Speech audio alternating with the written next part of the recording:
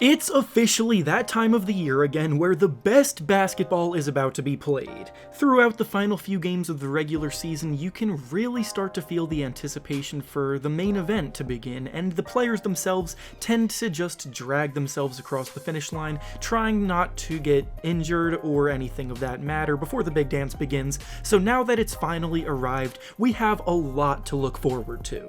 Today, we'll be going through every team that made the playoffs this season in both the Eastern Conference and the Western Conference, and we'll be picking out the one player on their roster that can make or break their ability to make a deep run, aka their X Factor. X Factors aren't necessarily the best players, because the best players are obviously expected to produce at an elite level, but instead they tend to be the secondary players that have the ability to produce at a high level, but just aren't necessarily consistent with it.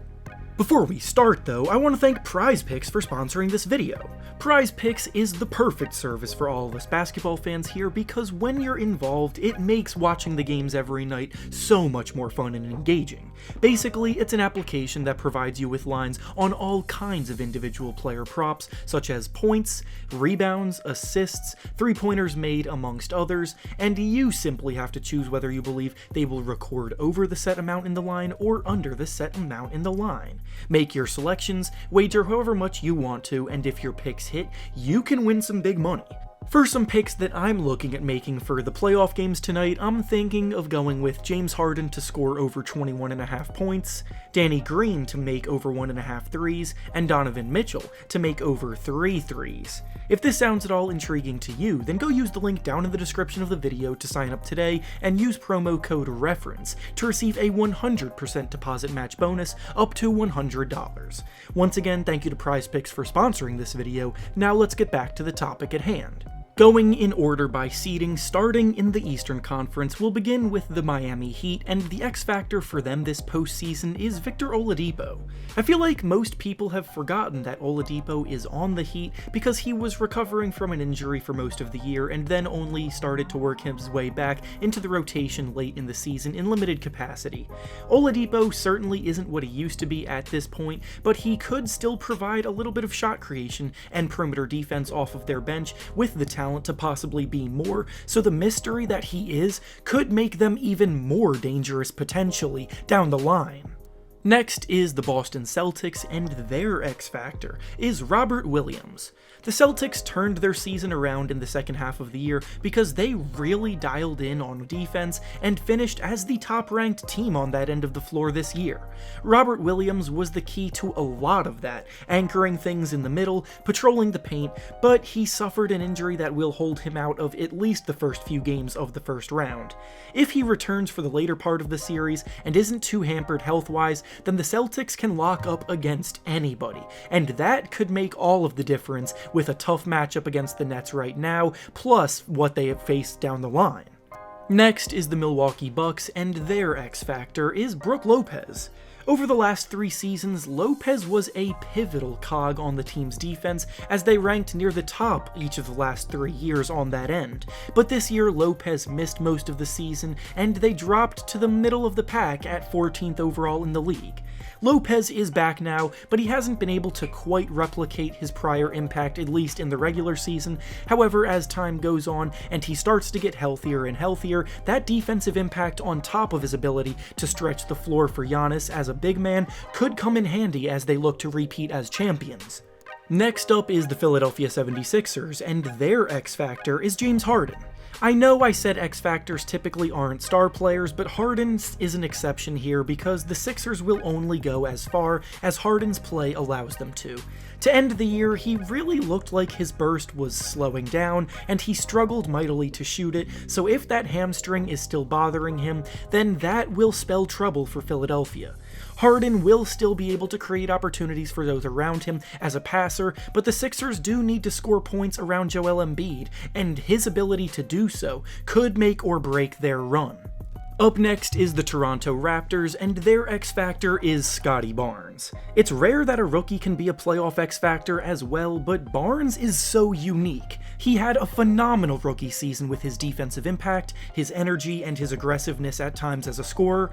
Young players have been known to struggle in the playoffs though, so if the Raptors want to pull off some upsets, they need the impact that Barnes can give them to continue. Next up is the Chicago Bulls, and their X-Factor is Nikola Vucevic. The Bulls really started to fade at the end of the year, and now they're matched up with the defending champion Bucks in the first round. LaVine and DeRozan are going to do everything they can to carry the load offensively, but Vucevic is going to be the key inside, as the guy likely facing Giannis's drives at the rim, and they will need him to channel his former All-Star days if they're going to want to knock them off in that series. Next up is the Brooklyn Nets, and their X-Factor is Ben Simmons. The Nets are a dangerous yet flawed team at the moment with the superstar talent to carry the offense, but their defense is a legitimate concern. Ben Simmons has not played all year, but is reportedly going to return at some point in this series. We have no idea how good he'll be after an entire year off from the game, but we know at his best he's an elite defender, so he could be the missing piece as they look to compete for a title, if that's the case. And finally, the 8th seed in the East is the Atlanta Hawks, and their X-Factor is Bogdanovic.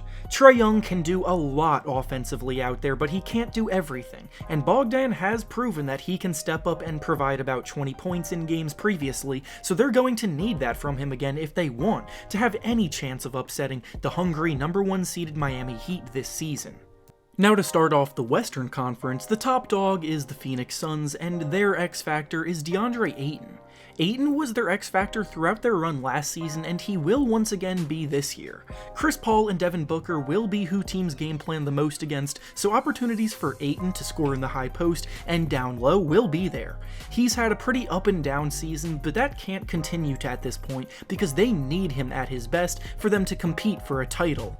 Next up is the Memphis Grizzlies, and their X-Factor is Dillon Brooks. Brooks missed over half of the regular season because of injuries, and his play does tend to be erratic at times, but when the lights shine brightest, he's had some of his best games.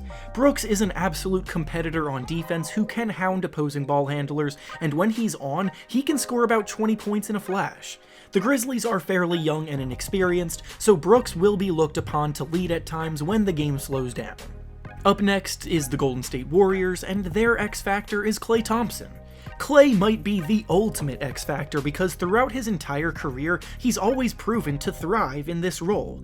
He's been working his way back into the swing of things over the last few months and started to really catch fire at the end of the year, so if that trend continues and Steph Curry comes back healthy, then they will be ridiculously difficult to slow down with all that firepower. Next up is the Dallas Mavericks, and their X-Factor is Spencer Dinwiddie. The Mavericks traded Kristaps Porzingis away for Dinwiddie, and since his arrival, he's been a terrific source of offense as a secondary creator and playmaker alongside Luka Doncic.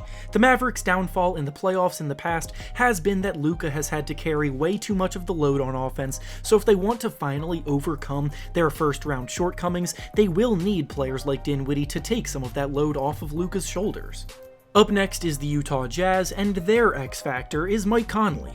Through all of the turmoil currently going down with the Jazz, Mike Conley needs to be there to keep the ship afloat. He's the team's point guard, he's their veteran leader, and he's the one that can settle things down when it gets hectic. So no matter if the rumors about Donovan Mitchell and Rudy Gobert are true or not, Conley is experienced enough to help smooth things over. Next up is the Denver Nuggets, and their X-Factor is Will Barton. Nikola Jokic can definitely do a lot offensively, but he needs help at the end of the day, and Will Barton is probably the most talented offensive player that's healthy for them. He's an incredibly inconsistent player, but if the Nuggets are going to have any chance of upsetting the Warriors and going even further, Barton is going to need to step up and embrace more of a scoring role. Next up is the Minnesota Timberwolves, and their X-Factor is Patrick Beverley. Beverley is someone you either love or hate as a fan, but the fact of the matter is that when he's engaged, the Timberwolves can be a scary team. He's such a competitor that it rubs off on everyone around him, and the Timberwolves have the talent to put up a ton of points around him, plus the role players to lock up, so he is the engine that runs them. And finally, the 8th seed in the West is the New Orleans Pelicans, and their X-Factor is Larry Nance Jr. Nance has been out due to injury for a while, so he was only able to play 9 games with the Pelicans this year, but as we saw in the play-in games, he can provide a massive spark off their bench on the glass and inside. His energy, grabbing offensive rebounds, creating second chance opportunities can ignite the team into some big runs, and they need that if they're going to want their run to continue somehow.